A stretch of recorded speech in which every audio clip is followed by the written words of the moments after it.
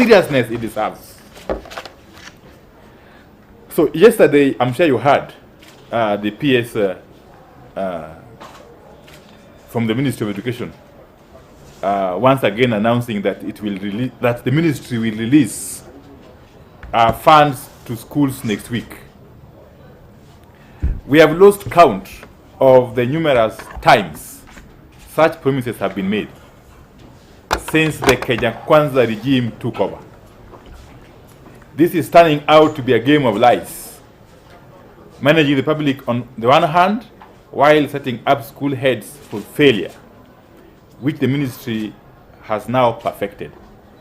No plausible reason has been given as to why funds that should have been disbursed earlier in the term are only being disbursed towards the end of the term, if at all they'll be disbursed.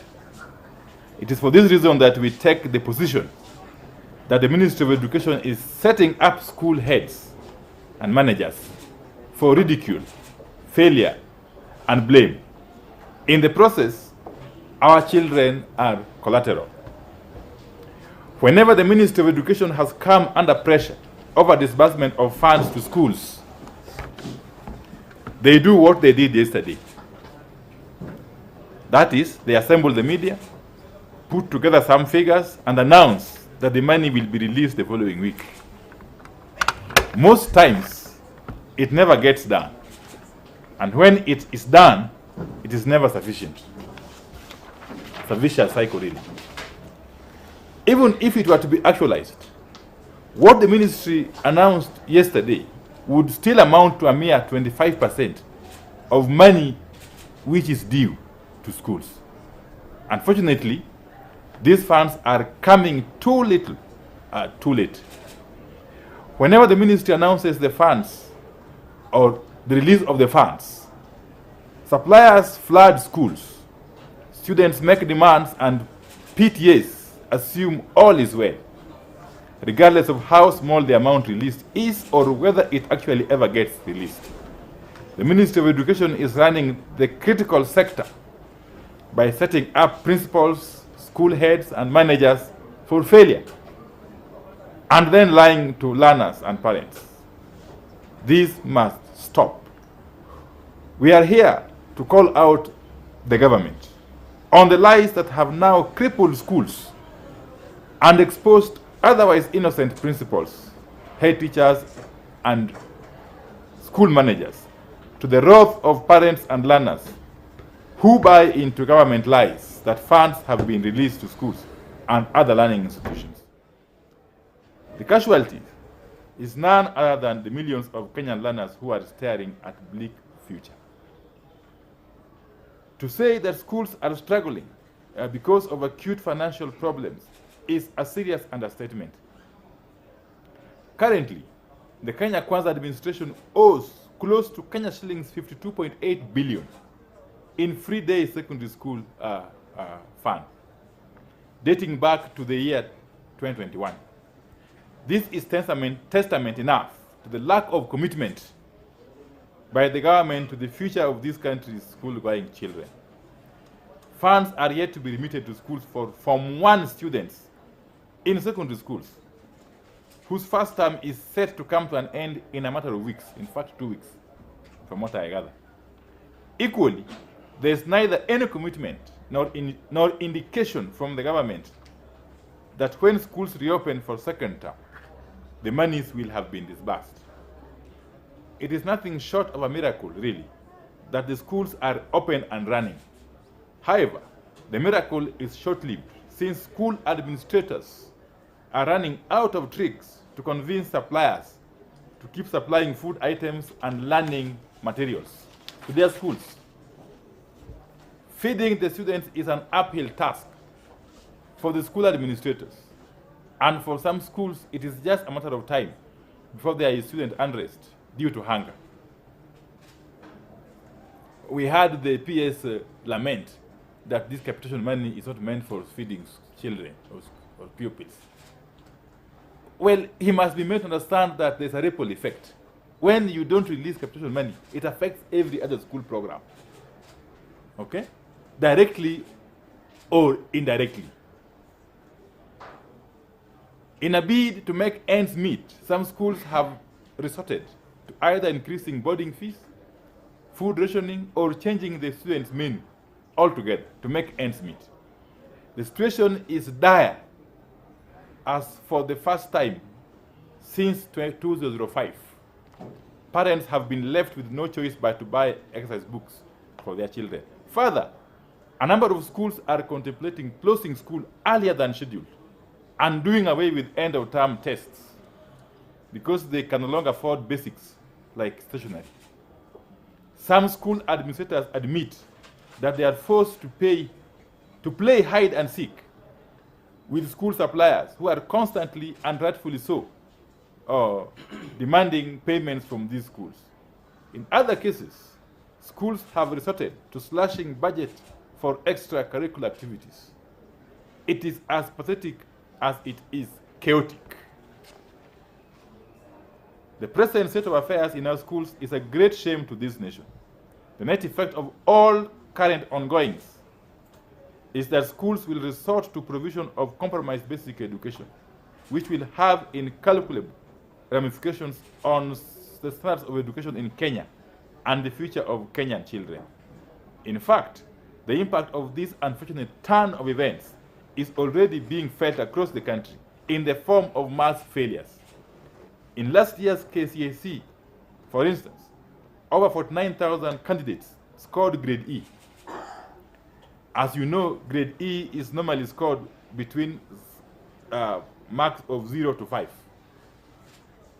This trend of increasing failure rates in high school has persisted for the last 3 years, with 2023 being the worst performed KCSE examination in the recent past. The ministry is silent about this because they know poor funding is a key contributor to such mass failures. Amid all the chaos in the education sector, the government is still not transparent about this matter and has resorted to open lies on the matter. In the current financial year, schools have only received a paltry Kenya shillings 7,300 out of the required Kenya shillings 22,200 per learner per annum. Other school officials say the figure disbursed is as low as 3,800 per learner. In any event, whatever the figure, it is way lower than the stipulated Kenya shillings 22,200. Given the foregoing, we demand that the government immediately stops the lies and releases the entire Kenya shillings 52.8 billion owed to schools. On the one hand, the government must also embark on timely disbursement of capitation funds, with the payment schedule made public to learners. On the other hand, the Ministry of Education must immediately cease the habit of withholding part of the school capitation without good reason. As a matter of fact, the current capitation amount was arrived at way back in 2017 and must therefore be adjusted upwards to take into account the rising inflation rate.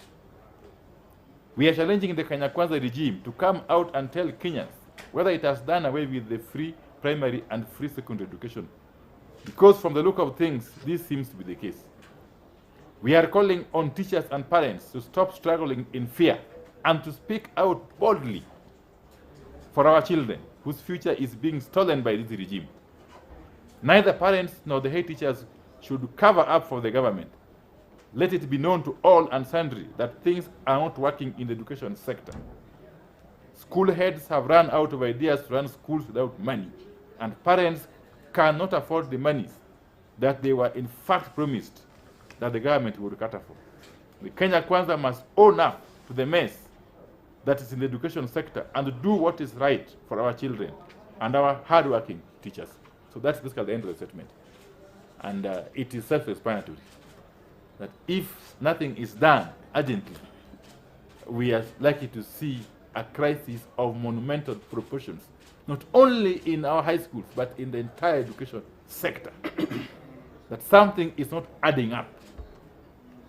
The government continues to promise release of capitation funds, and which funds never get to schools. What is happening between the promise and the National Treasury? is something that is beyond our imagination. So thank you very much. My colleagues here will chip in. Makali is very brief. If you look at the schedules, the agreement is term 1 you release 50%, term 2 you release 30%, term 3 you do 20%. That's normally the agreement in terms of how you release the resources. And I think the challenges we are facing as a country is a situation where the government is not able to adhere to those agreed targets with the principles. As the leader said, any country which plays around with the education sector plays around with their future.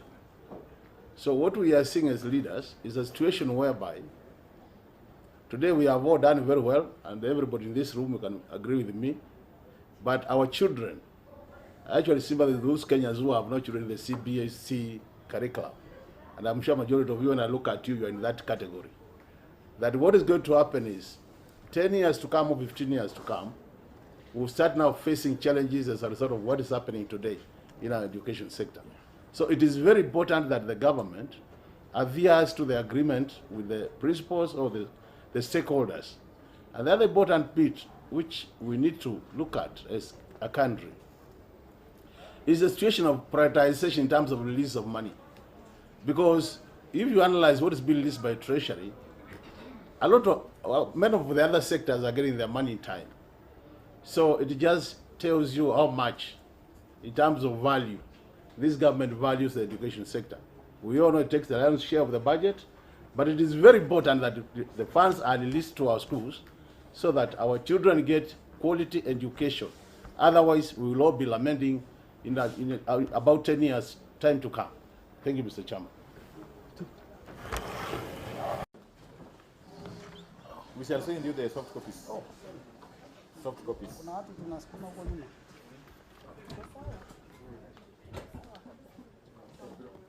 Catherine Omanyo. Yes.